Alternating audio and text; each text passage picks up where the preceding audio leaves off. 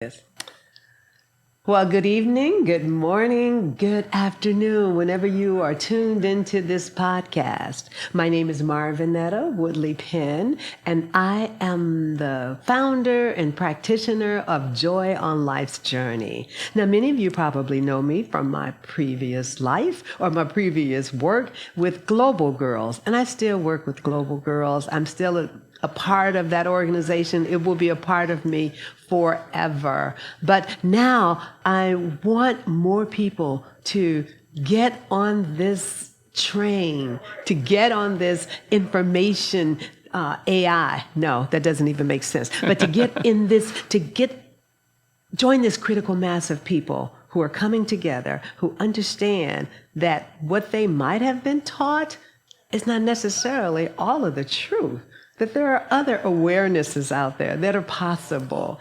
And when we come together and we focus on that, one person can go so far, but a group of people working together can create something like a Donald Trump, or we can create something like a paradise. So which one would you like? I think I want the paradise. So sorry if I made that analogy and I made somebody angry, but sometimes you got to be shaken out of your comfort zone in order to get the message. So without further ado, as you know, I always have a wonderful guest who has an amazing story to share with us. So today I have a fantastic young man that I met in the early part of my journey here in Kalamazoo, and I'm going to let him introduce himself to you guys. Dakin? Hey, how are you? Thanks so much for having me. Oh my God, thank you so much for agreeing to be on the show. Absolutely. For those that don't get it, sitting in your presence, you're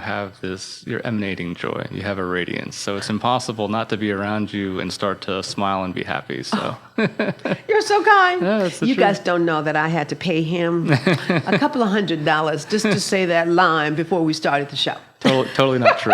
But yeah, no, thanks for having me. My name's Daken. I'm sorry, Dakin. Oh, it's okay. Because you told me that before. Yeah, no worries. People pronounce it doesn't really matter. It does. Yeah.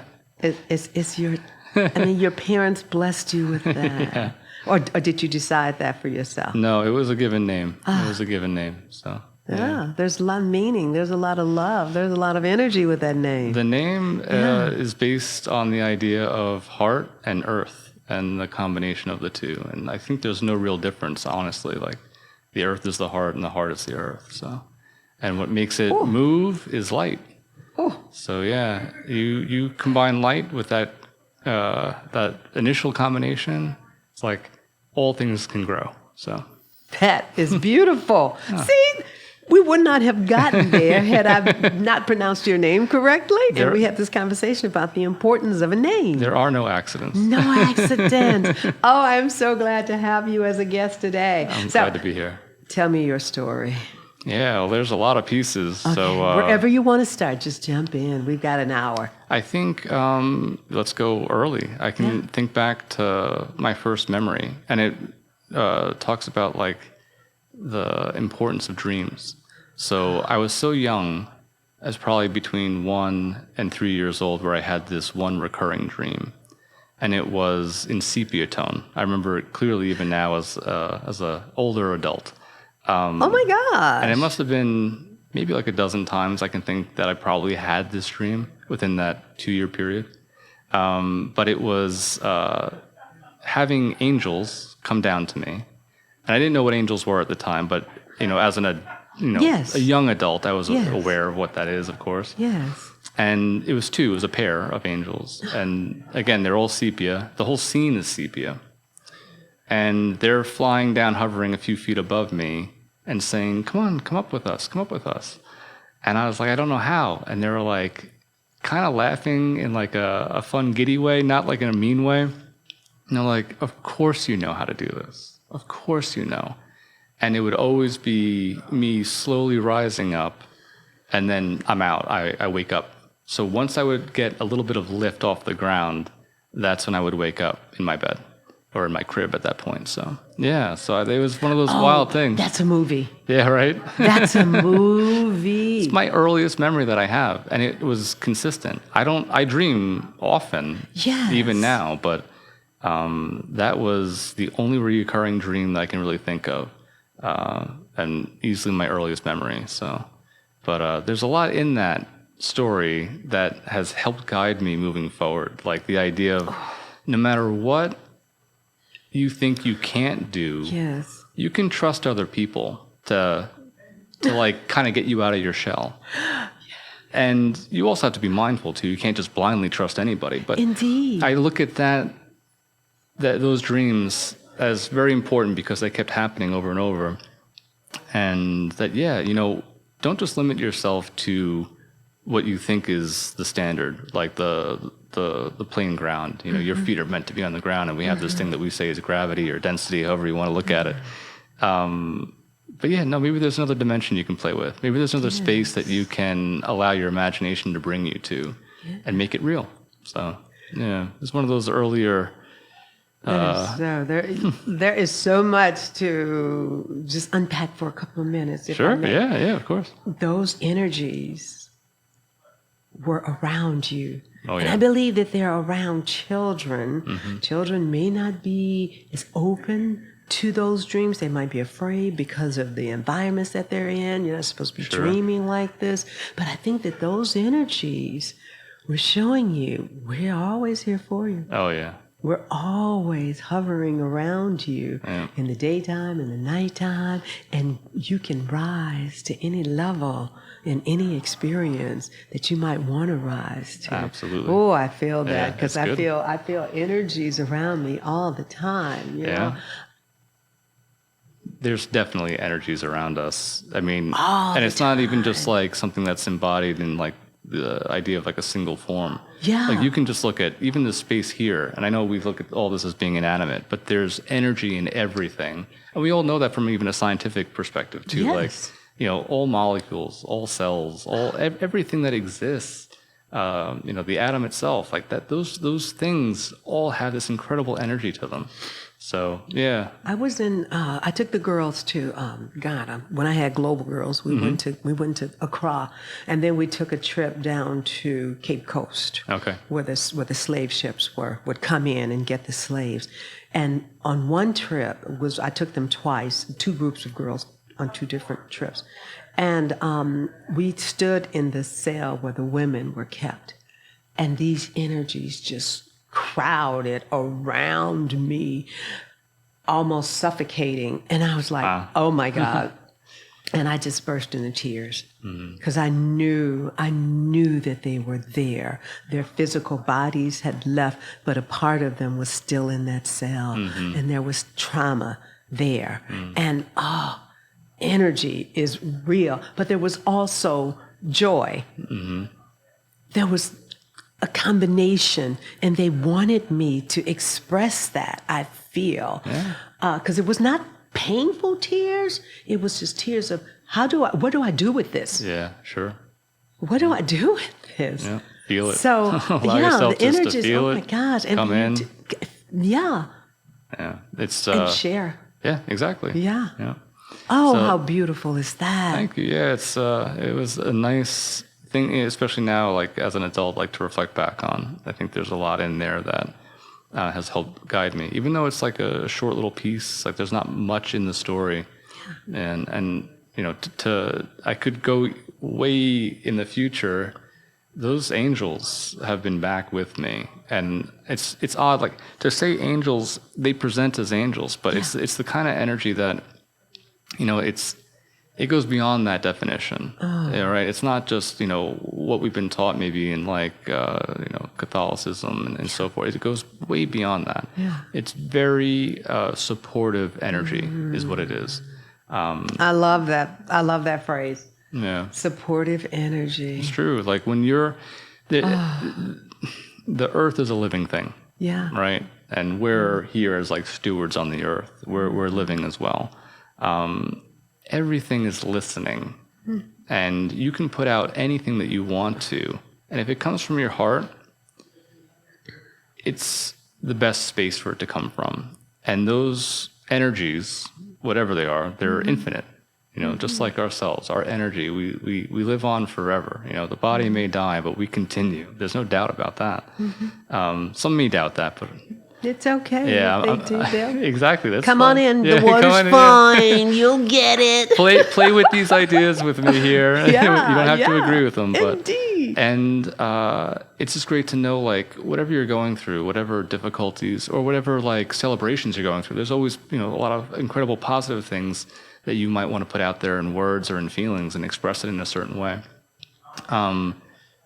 There's energy here that loves to see us in a way where, sure, we're struggling, but they know that we have the ability to find our way through it, and they'll help support us in doing so. So yeah, it's a great thing to vocalize and put out there, like, whatever it is that you're feeling, ask for help. There's no shame in like saying that to yourself in like your bedroom at night, like alone. Yeah, or you driving wake up in your car. Exactly. Yeah. Anything, any situation. Whenever you feel something, like feelings come all the time. Yeah. In every single one of us. So whatever you're feeling, put it out there. Maybe not in the middle of a party where they might look at you like you're crazy, but when you have a safe space, put it out there, and you'll be surprised what helps and what shows up. Yes. It may not be angels necessarily, but it's going to be something that will reveal. Because the universe, honestly, is here working for us. It's not working against us. Yes, it is. All the time. Yep. That's why we have to be so careful with the energies that we put out. Definitely. Even the thoughts that we put into the universe. Definitely. When we see that it's not of love, that it's not of resonance, that it's not of alignment, we got to change that. No. You're not coming in here. Not today. No. Not today. Not ever. 100%. I'll tell you. It's a practice, though. Yes, but go ahead. Totally. It's very much a practice. You have to, every day, if you miss a day, fine, but every day you got to work towards allowing yourself to maintain that level. Because it's easy to slide, into a train of negativity. I wanted to share this idea because it came to me more recently through meditation, actually, is when you... it came in the word curse. If you're putting a curse out there, and that I honestly means not like a curse word, it means like a negativity, a negative statement of some sort. You're taking what ego, the idea of the false self, the thing up here that's trying to keep you safe, you hear it in your head, the inner monologue saying, don't do that. You're worthless. You don't know how to do that. No one cares anyway. Like, why would you bother putting your time into that? Just stop. Just sit on the couch and do nothing. Yeah. Like all that stuff. If you put that out there in words or through a really sharp feeling, if that's like the cloud that's hanging over you, that's us trying to take the idea of ego and trying to force it into truth. It's not truth. It's complete false. Everything that we have with a curse is based on compounding negativity that we try to put out there and try to make it real, but it's not real at all. So it's like you're saying, it's so important that we do our best to continually manifest positivity. Not that we can't feel negative at times, but we don't want to put it out there in a way where it continues to dictate how we behave and how we are. And how we treat others. Oh, completely. Because the things that we do, the things we think, the things that we say, they land someplace. Oh, sure. Totally, 100%. They land on the table. Yeah. And they become things. They become energy for somebody else to pick up on. They become words that we say or energy that we put into other people, and they feel it, and it impacts them in ways they don't even understand. Yeah. Even a look can impact somebody. So much, yeah. Oh. So you were a child. Yeah. You had these dreams. Supportive energies come around you, and then they were smiling, they were laughing. Giddy. That's emanating from love. Yeah, oh, totally. Yes. They wanted me to know that I literally could do anything. That's like, and something that even at that age, you're grounded even as. I think you're aware of being grounded even at like 1 year old, and I mean grounded as in like your body can't float up. And it was like, no, of course it can. Yeah. And even though we don't necessarily see that within, the physical world, it's like, no, don't limit your imagination.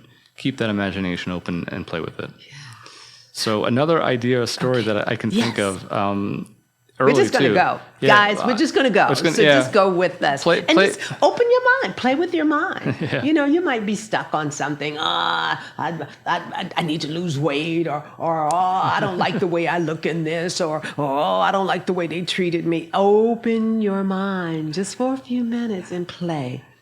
Just come out to play. It's recess. I like it. It's recess. Let's play. This whole thing is play. It is. It's all play. Life is all about having fun and trying to figure out how to maintain that. So, I'm sorry. No, my birthday, when I was 3 years old, I remember running around, and one of my closest friend at the time, you know, our close friends are those that live nearby us in our house in the neighborhood. My older brother told him to like capture me because I was running away from everybody, just having fun, being silly. And I can remember that feeling so strongly, being held back. And it was like, why is this happening? This is not at all what it should ever be. And it was just one of those, like, even though I was so young, still, I was so acutely aware. Don't ever hold anyone back ever for any reason. So it was, again, and he was my best friend until like we moved away, you know, after college and so forth. So, but I remember that vividly, and it's translated perfectly, just like that dream with the angels as an adult now. Like, I'd say the past like 12 plus years or so, I've gotten very much focused into our spiritual nature and what that means to me in relation to the physical experience that I have here. And those two early lessons, the dream and that connection of my friend grabbing me at 3 years old, I was like, don't ever hold me back. Don't hold me back. Don't fence me in. Yeah. Don't tell me my limitations. Exactly. Those are your limitations that you're trying to project on me. Yep. I'm not buying into your story. Exactly. I create my own story. You never want to hold spirit back. Yes. I don't believe that there's like, you know, there's horrible things that you can do in this life. But I think sin, I don't like that word. It just doesn't fit for me. We all need to follow the model of don't hurt one another and don't damage or take another person's property. That's like the golden rule. Follow that, and everything should essentially fit into place. There's exceptions. It's not like, you know, it doesn't solve everything, but spirit doesn't ever want to be held back. And the idea of the most cardinal sin, to use that word, is trying to hold someone into a space and keep them conditioned into a certain way of being. And I see that as a plague of modern society. It's like before we were recording this. That's profound. Because I see it in so many systems. Oh, sure. Yeah. In relationships and interpersonal relationships and people and their children and friendships and. Definitely, yeah. But go ahead. Yeah, no, that was basically it. Just that in any context, you know, we should all do our best to help support one another in allowing them to be exactly who they are and to have fun in that expression. It may not jive with you perfectly, but so what? That's the fun of it. You got to look at how everyone is and go, wow, look at how they do it. Look what they're thinking about. Look how they're creating in this way. Yeah. And it's maybe a complete 180 from someone else or from yourself. But we need to celebrate that as a community. Like, I had someone recently say to me, like, you know, my family wasn't there for me. And I said, bro, we're all family, and I'm here for you. Ooh.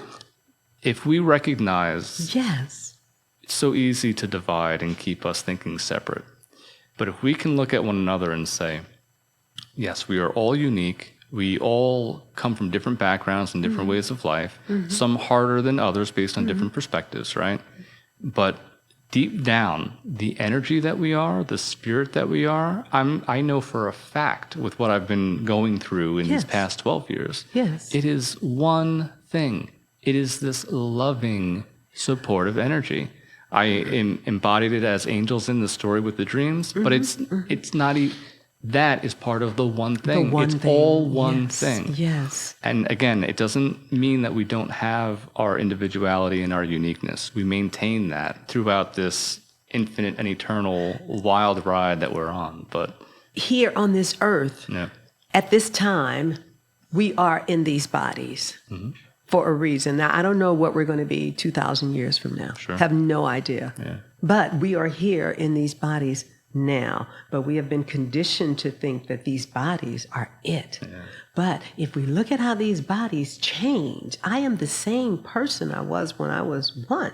Yeah. But look how this body has changed. And this body is going to continue to change, but this mind and this energy is forever. Yeah, exactly. And so I'm trying to make this energy as pure, as loving, as joyful as I possibly can, so that I can connect with the other energies. And when this body is gone, and those energies will remember, oh, come on, girl, yeah, come exactly. on back. Come back. So, but if we could, there was so much I wanted to, so many threads I wanted to pull on from there. Sure. It's just so good. But I want you to go on, because I know I will come back to it. Yeah, definitely. My focus is so on love. Mm-hmm. On us building a definition of love that goes beyond the attraction, the connection, the falling out. But it's love to me. Mm-hmm. Is Scott Peck's definition from Road Less Traveled. It is the will to extend oneself for the growth of another. Oh, yeah. I think that's beautiful. Oh my gosh. That if everybody who says, oh, I love you, if they could do what Sting says, if you love somebody, set them free. Yeah, exactly. Free, set them free. Yeah. And just be interested in them growing into the best version of themselves. Mm-hmm. What better gift can you give yourself and that other person? So every time you talk about love, I think about this beautiful light, this one thing that connects us all. And the closer we get to that light, the more we're purifying ourselves. I'm just so interested in bringing people along with me. I'm like Johnny with the apple seeds. This is the way. Come on, team. We're doing it. Honestly, yes. we speak about there being a shift in human consciousness and what we're capable, like what our capacity is for hearing things that sound kind of outlandish. Yeah. And you talking about, a more poignant or more clear, truthful definition of love. I think that's exactly it. You don't have to sacrifice yourself like fully in this, but the idea of giving yourself in service to helping one shine at their highest level, to be the best that they can be. I don't think there's a better idea of what love is right there. And it could just be words of encouragement. It could be energy. Just being there. You don't even have to it doesn't even have to be a conversation. Yeah. You can just be in their space whenever they're doing what they're doing or what they're interested in doing and showing support. Yeah, and it doesn't have to be, I think a lot of us think that it's got to be money. You got to make donations. Sure, that's beneficial. That's nice. Yeah. That's the world we were brought up in. That's exactly, the system we're brought up in. That everything is transactional. Yeah. Everything revolves around what I can do for you and what you can do for me. It's all contract. Yeah. It's all contract, yeah. Right. Love, there's no contracts in love. It's not about that at all. You're there in total support. And Indeed. You mentioned, I don't know if it was when we started recording, but you said the word togetherness at some point when we were discussing and talking. And I don't know that there's a better word for what is essential in what we're doing here within these bodies. We need our own time. We need private time to decompress, to re-energize. Sure, that's fine. But it is absolutely essential for us to get off our butts and start planting seeds by connecting with each other. To be able to learn how do we coexist and play within what we've been given here, this amazing existence. We're provided for on every level. We're given oxygen. Like, I didn't create that, right? Yeah. But here it is. Yeah. Water. Yeah. Think of how essential water is. You don't last you can last longer than 3 days. You can last longer than 6 days.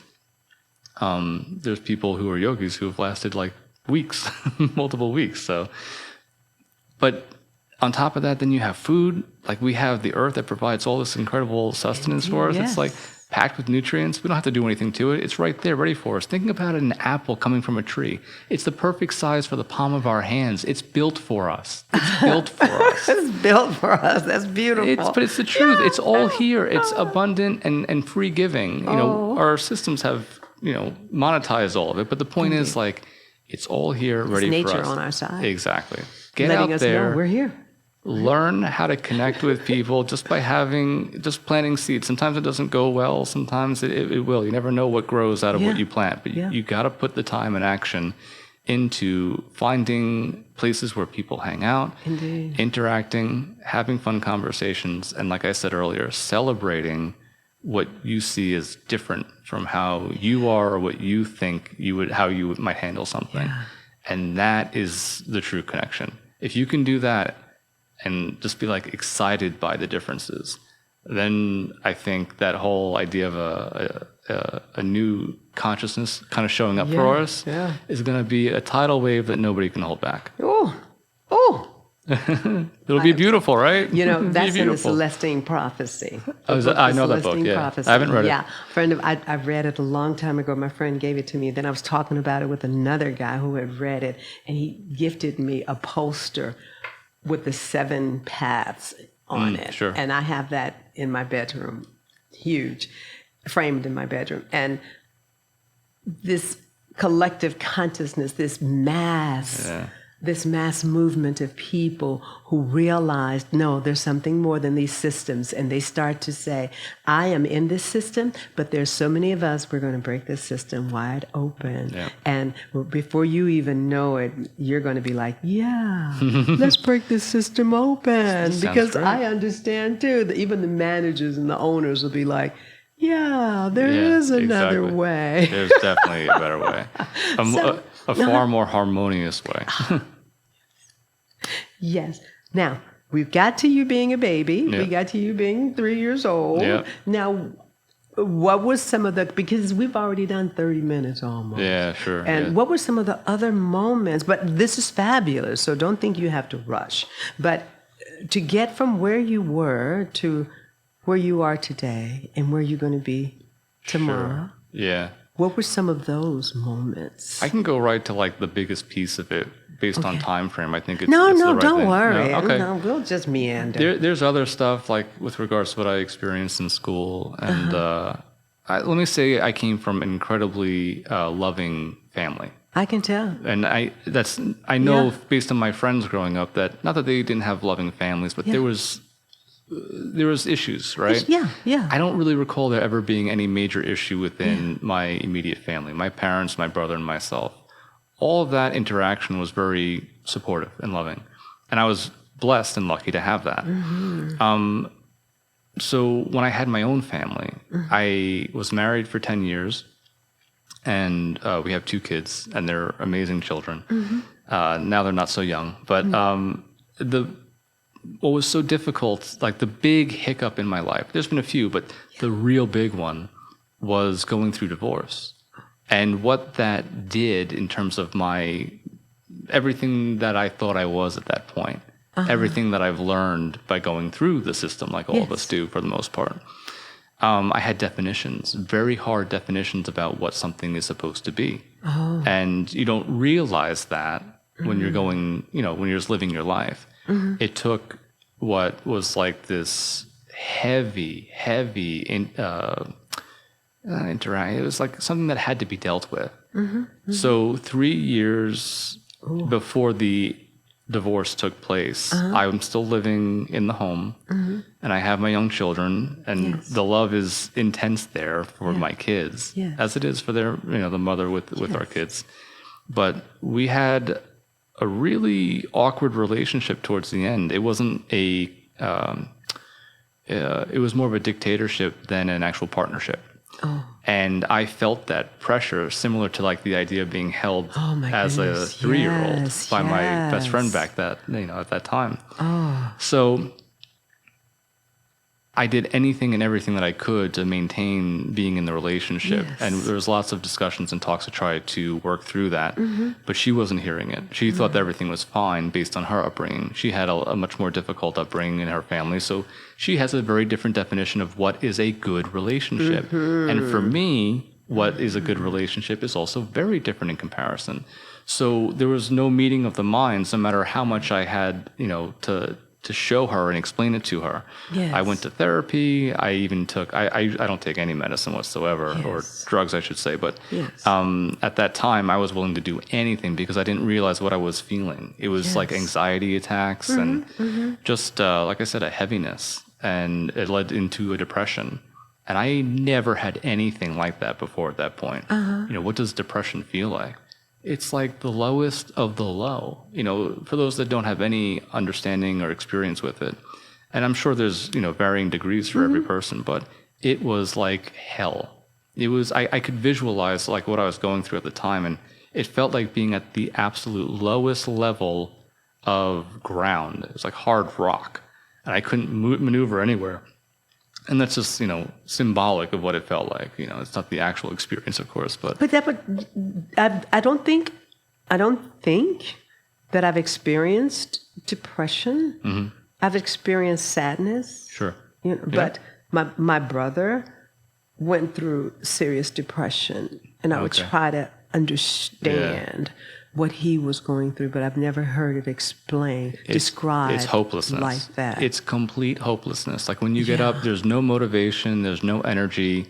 Everything feels like there's no purpose, no point. You have no direction.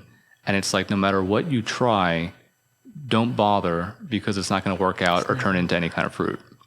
It's that level of hopelessness. Oh, wow. And it's like, I don't know how to carry on. Like, I'm generally a very relaxed, fun, enjoy to have any kind of conversation, and I love to create. Let's go out there and create something. That's what I always want to do. Yes. But for those 3 years, no matter what conversation I had with my wife at the time, that wasn't happening. So long story short, we eventually get to a place where I'm like, I'm out. I know that let me say this actually. It got to a place of suicide. Like I was envisioning suicide, thinking of ways to kill myself, coming up with ideas of what might be the easiest or, so forth. And that scared the crap out of me, being in that for however long.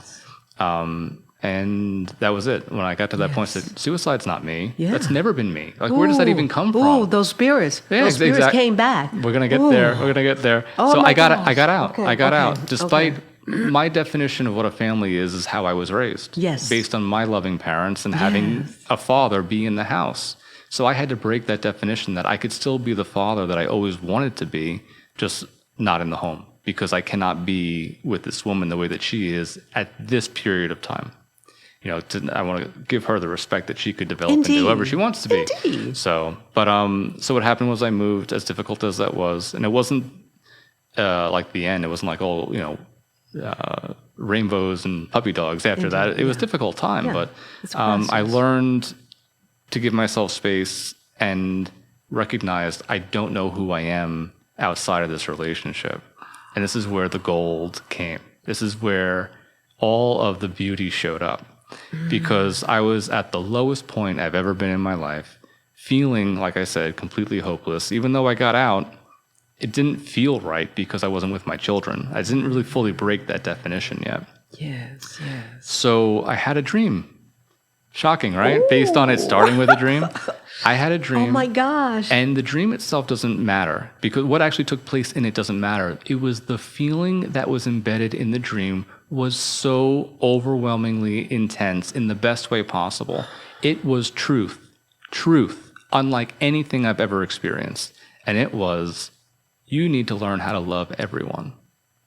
Like, drop the mic. Boom, that's it. I came out of that like, as an adult man blubbering, like, and this is probably maybe like 3 months after I left the home because I was still in shambles. I didn't really know up from down, left from right. Being in a dictatorship that I allowed to continue for as long as it did. Yeah. It's almost like I let the who I thought was my partner kind of call the shots for everything. So it gave me a space like, oh, I got to rediscover who I am. That dream showed up. I knew for a fact that I had to learn how to love everyone. And at that time, it was, how do you love how do you love the world? How do you love everybody if you don't know who they are, right? It's just a bizarre concept. Yeah. I told you, everything is one. I learned that soon after. I went through many, many, many different challenges that I put myself through to test out, who the hell are you? What are you? Where did you come from? Why don't you remember anything? why don't you know where you came from? You just show up in body and you don't have any memory? Like, what is that? Like, I started questioning absolutely everything about what this experience is. Yes. And, those that go on like a spiritual quest, I did multiple vision quests. It's all a matter of seeking is what they would call it, essentially. So I was a harsh seeker. Nothing would keep me from pushing myself. Like, I would do some of my challenges, not all of them, but some of them. Like, I'll jump in like the ocean in the wintertime. I'll jump out of an airplane. I spent 35 days in the woods. I don't have any kind of camping background. I just threw myself in the woods, nothing to eat. Let's see how this works.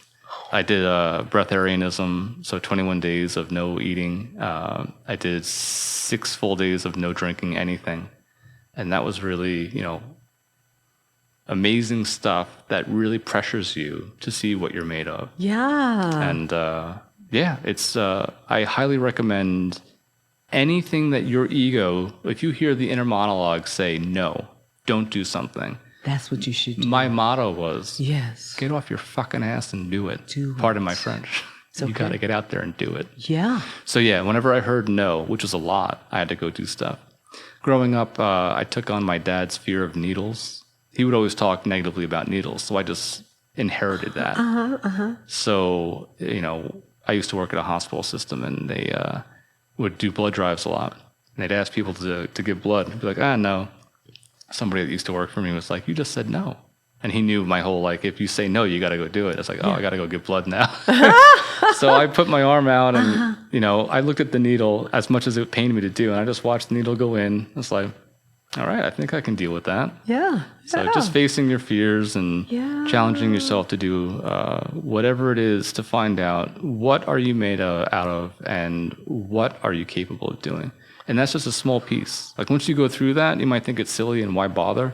You will find the level of empowerment after going through something like that. It amplifies. It's like magnitudes more than what you think is a tiny little task to push yourself through. No.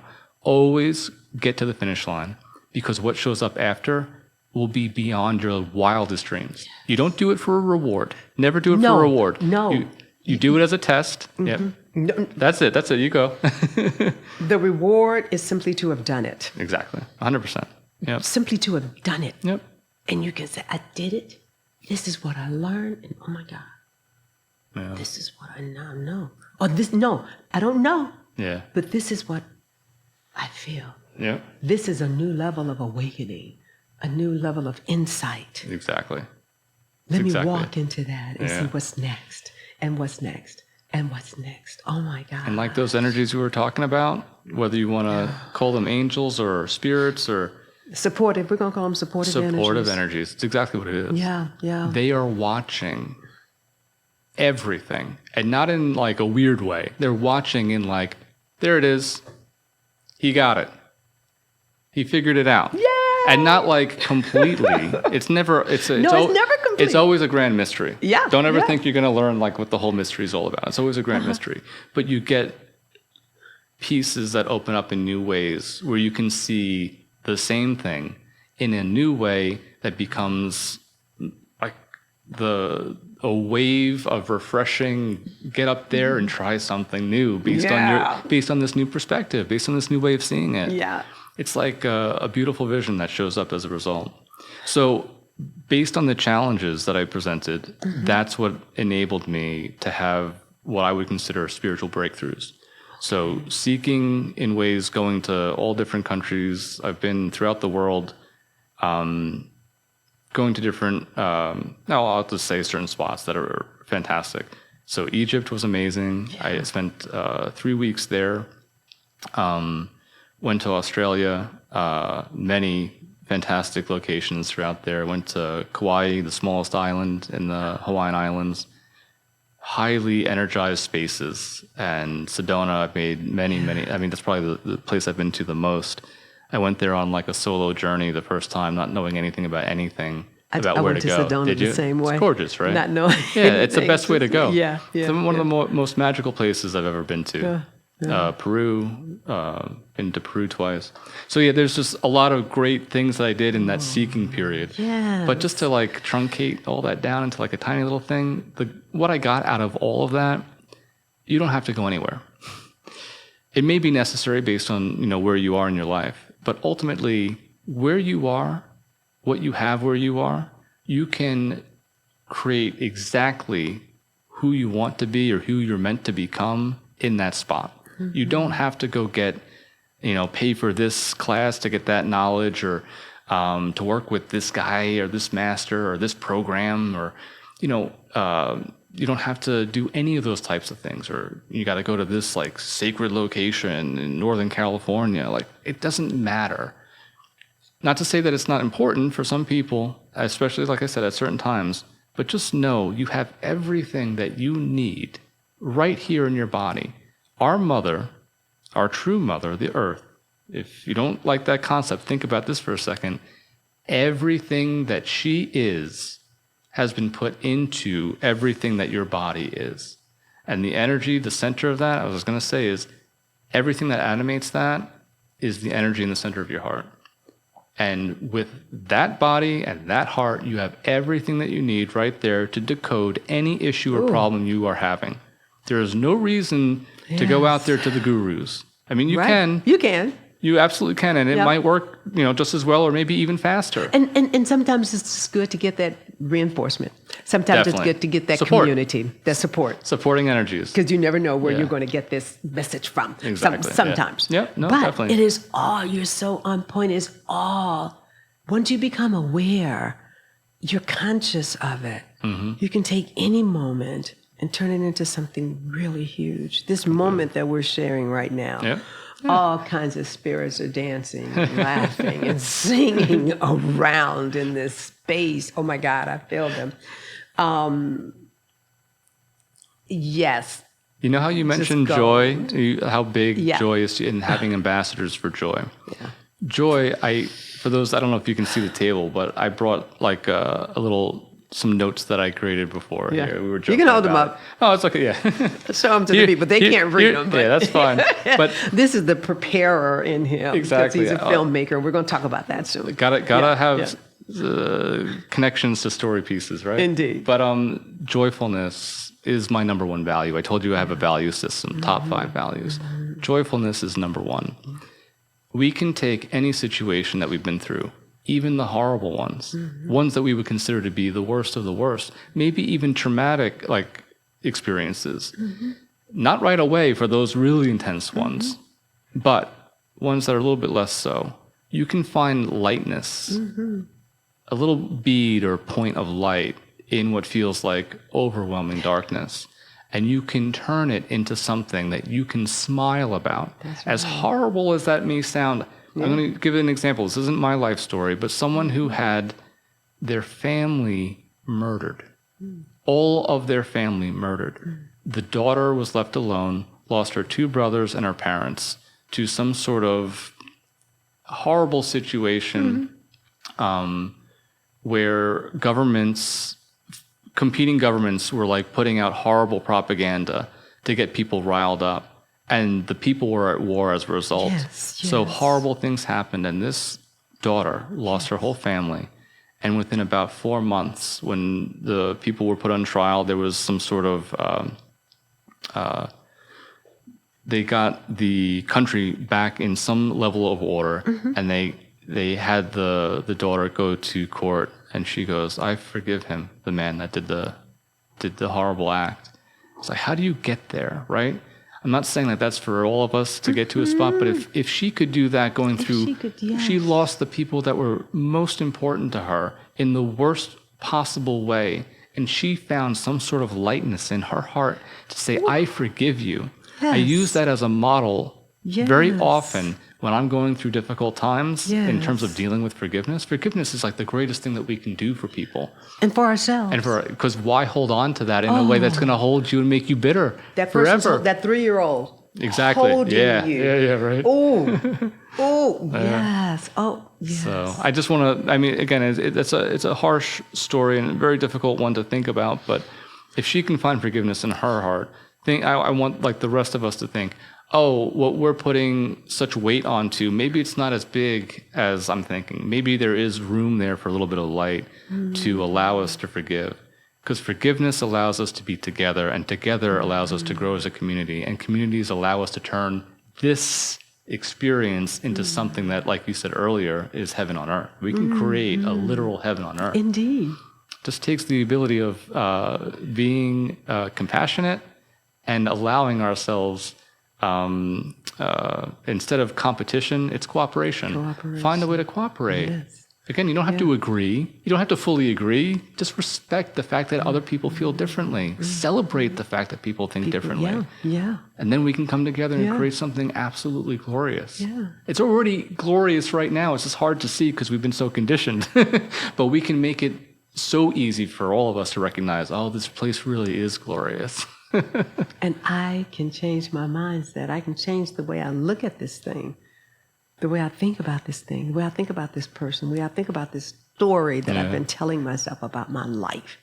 I can change it.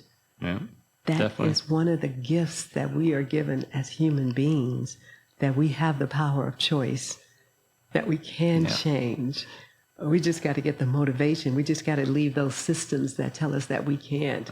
And we can be a part of those systems if we feel like we have to be a part of those systems. But those systems don't have to be a part of our consciousness. Nailed it. And so we have to be able to come to other spaces where we can connect and we can commune with like-minded people. I'm really grateful for YouTube, because my family, my community that I connect with every day is on YouTube. Yep.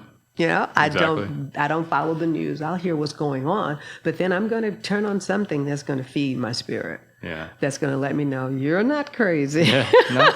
It's possible. You're in the right zone. I want to hear about those 4 principles that you have. I know you've sure. already told me about one, and that's joy. Yeah, joy. Joyfulness is number 1. Expression would be number 2. And it doesn't mean that these are like, hard order. They're all important. But joyfulness, expression, if like being held back, don't ever hold someone back from being able to express. They have to show who they are, however they are. I think like the idea of dance is fantastic. It's a way of truly like expressing the body. Other types of arts, painting, drawing, music, could be anything along those lines. Just get out. Words, spoken words. Books, whatever you write down, being able to read an expression, all very, very important. So if you have the ability to allow yourself to express in all those different ways, you're going to feel so much more fulfilled in what you're doing. You're going to feel like your life has more purpose, and you allow yourself to push and move forward in that way. Integrity. Integrity. Because I want to get into your expression, how you got into your art, and we're sure. I don't know that we're gonna. But integrity. Integrity is number 3. Fellowship is number 4, and fellowship fits with community. Yes. And number 5 is wisdom. Got to have knowledge.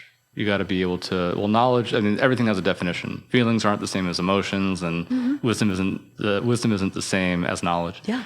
But wisdom to me is wisdom to me is knowledge put through the fire. Perfect. That's exactly my definition of it. Is you test something that you think is real, and once you go through it and have the experience of it, it then becomes you having wisdom. So. And I do have a 6th one that embodies all of them, which is called balance. I think all 5 of those together, when I play with them at the highest level, I've achieved balance within me. And balance starts with the heart space. If you're up here, you're top heavy. If you're too low, you're too scared, and you're not moving forward. So right here is the perfect space to be. If you ever have any concerns about how I should be when I'm with someone, or how I can be in terms of my expression, or where should I be putting my time to become wise? Go here. This place right here will show you what's absolutely your path to gaining all those types of things. And if, for me, those are my 5, but anyone else can have 5 or maybe have 10 or 20 of the different values. But if you take all that and you play with them, you're going to find balance within you. And that's the best place to be. If you're, like I said, in terms of being too top heavy or too scared being too low, Yes. you can easily get swayed by others and not know what's truly important to you if you're higher or lower.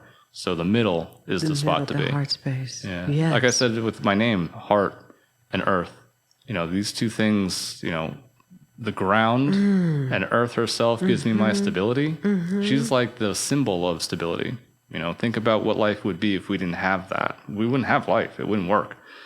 At least based on the story that we have here. And the heart is the same thing. If you don't know your heart, you don't have stability. You're out of balance. Yeah, indeed, indeed. You're an artist. Yep. How did you come to that? Always from when I was young. I don't know any other way, honestly. I think picking up a pencil and learning how to draw by teaching, just by looking. So I'm very visual. I like to dissect what I see. And I can make connections based on spatial relationships and shapes. So that's just something that, I just knew. I just knew it. Like, you see it, okay, this isn't right. So you try to work through it and fix it. My mother had that as a gift. So I think that's where I get it from. My dad, not at all. But I got, many other things from my father as well. Yes. But just to be able to see her drawings and go, I want to know how to do that. She never taught me anything. She didn't know how to teach it. She just said, it's just you draw, So I would take a look at things and try to figure it out. And it was fun to, we were talking about problem solving again, I think before we started, being on air or recording. So, it's just a matter of problem solving and figuring things out. And it's a lot of fun. Getting into painting and figuring out how do you mix certain colors to get a color that you want. I remember, here's a fun story, looking at a tree. It's this late evening. It was at a baseball game. I'm in the bleachers with my family. Everyone's watching the game. I'm looking at a tree off in the distance. And I'm like, son of a bitch, I think that shadow is purple. Oh my God. On green grass. Like the tree is casting a shadow onto green grass. And it's not dark yet. It's like that special time, like when the light's beautiful. Hollywood shoots from 6 to 7 p.m. It's like the golden hour. And I'm looking at the shadow and it's purple. And I was like, how the hell does that happen? And I'm just looking at color is not what I think it is. To say that an apple is, red or green is silly. It's way more complex than that. Even this blue wall that we're looking at, if you really look at it, there's so much more happening in there. It's not just, grass is green. Grass can be anything depending on what it's interacting with. So it's the togetherness of all the objects within the space that create all this difference and all this beauty that you wouldn't see otherwise. So everything's reflecting into one another, and there's different types of color interaction based on it. So that was a great thing to experience as a young kid and recognize, as an artist, I just was given a gift there. I just saw something really special that I can incorporate into paintings moving forward. And then I got into film. Always interested in storytelling. I think stories, I can say a lot about what I think a story is. And I do think it's limited. I think a story is very limited. But within our existence here, stories are so important. It is the binding nature for us to be able to recognize amazing things within one another. It is absolutely essential. But from a much higher, I'm going to say from a spiritual standpoint, story is limiting. When you go outside a body and you go somewhere else, story is great, but it gets to a point where it's not necessary. There's something else. That's right. But here, it is paramount. Paramount. Within our body, in this space, our existence on Earth, we have to use stories in a way that help perpetuate what we've been discussing. Yes. Compassion, love, forgiveness, support, being able to uplift people. So we all feel like we have a space to truly be who we are, and we'll all be able to create, like I said, this beautiful thing here. And the stories that we tell ourselves. Yeah. The stories that we choose to tell ourselves and that we tell others about ourselves are so important. A lot of us waste a lot of our potential by telling limited stories where we're the victim. Yeah. Instead of looking at, finding that piece, that nugget, that ember of light, of truth in any story. Yeah. And saying, that's the part that I'm going to take into this. Got it. I need that. Yeah, I'm going to take that. And the rest of it, I can discard that. I'm going to leave that on the cutting room floor exactly. of my life. Yeah, perfect. So, yeah. Yes. I want to add to that, go ahead. For anyone that's having trouble in seeing that little bit of light, simple thing to do, force a smile. Because it costs nothing, and you can do it like that. Even if it feels fake, hold the smile. I'm telling you, there's so much power in a smile. So you put it on. Put that smile on. Second thing, put your hand on your heart. Could be palm or just fingers. You put it there, and you just feel that beat. Combined with the smile, you're allowing your energy to shift so fast that you are giving yourself a much better opportunity to be able to see, feel, and recognize where that light is. If it's hard to find, that will help you. You're doing your body a favor also. Exactly. You're blessing your body that way too. Yep. Your film, because we got 5 minutes. We got less than 5 minutes. I got to hear about your film career. Yeah. Oh my God. I went corporate. Okay. I went to school for film. I recognized that was the most exciting thing for me, is to learn the craft. And you don't have to go that direction. You don't have to go into film school. You can just go out. Here's another thing that I think is important. You don't have to go learn anything specific to go do it. Just go out there and do it. You may need certain means, like financial means, depending on what it is that you want to try and figure out. But I would rather have been kicked in my ass and say, just go figure it out. Go do it. And you will learn by doing. Like your mom told you. Yeah, exactly. Just draw. Yeah, just draw. Figure it out. And I remember being thirsty to know, how did you create that line? How did you make that look like a nose? The lines making it look like that. How does that happen? Just, you just do it. Oh, okay. So that's funny. Good connection. But that's exactly right. I really think you can go out there and just do it, and you'll learn by doing. So I didn't do that. I paid and went to school. And you do learn your craft by going out there and doing it for sure. But I had a lot of great teachers kind of instill in me what a story is. And this is early on, before any kind of spiritual awakening. But so powerful. You get to dissect on every level, especially from a film standpoint, not just from a literature standpoint. Because script was a big deal, of course, in going out there and shooting film or shooting video.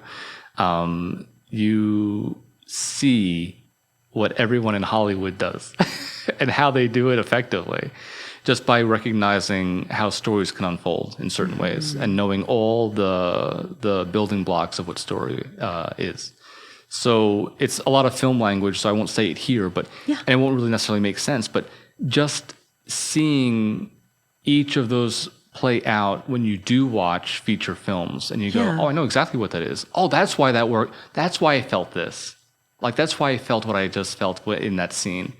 Because if you watch a lot of bad movies, which I think are really essential too, if you're interested in this sort of thing, you watch bad movies to see, okay, it didn't work, but why didn't it work? Okay, yeah. So you kind of compare the two together, and when you have the film language, from these professors, these great professors that I had, it was really great in helping me to figure it all out. So after I graduated, I worked for the hospital system, like I mentioned, and did a lot of promotional video work for them there. Okay. And I was so focused on doing higher levels of work, I kept letting them know, listen, we can do better things than just, promotional stuff. So we eventually got the opportunity, because I was a nagging voice in the marketing team, to do commercial spots. So it was great for an internal group that was small, but very talented. We had a great group. I was able to lead us into a place where we started doing commercial spots. And that, to me, based on where we were and what we were, that was like pie in the sky, and we got there, and we made it happen. So it was a lot of fun. But that's when the divorce happened, and that's when I left the job, and that's when I went into this harsh seeking. Yeah. And I learned through challenges what I actually am as a spiritual being, having this incredibly fun experience as a physical entity. And now where I'm at now is recognizing that what we started with, the idea of it's all one thing. It's literally all just one thing. And the way that it fits with the few minutes that we got, how much longer do we have? About 60 seconds? 60 seconds. For those that are interested, research a torus, Torus, and what a torus field is. Okay. You got it. Okay. I've seen reality cracked open to reveal exactly what the real truth is behind all of this. And what it is this amazing flowing energy that gives and receives at the same time. And I want to share that all of us have a perfect home in this place. It is who we are. It is one thing, but it also maintains our uniqueness within it. And it is a glorious thing. And there's no bad, there's no good. It just is, and we play within it. We basically surf it. We surf this torus in all these different experiences. And the earth itself is a tiny point, a tiny idea within the infinite and eternal torus field. So I can't wait to see your movie. I speak for everyone listening, viewing this incredible episode of All Stories Matter. Dakin? Dakin, you got it. Dakin, last name. We never even got to your last name. It's just Dakin. Just Dakin. Yeah, just Dakin. Fiance. Michael. Prince. Dakin. I'm not those guys, but I'll take it. Hey, you're right up there. Because they're you. saying, I see them all like, child, please, honey, please. But this has been just an incredible conversation. I don't want it to end, but I know that, this thing called time moves on. And I have to honor other people's versions of time and their other commitments. But this has been such a pleasure, not just a pleasure, but I feel a spiritual education, a spiritual connection. When we first met at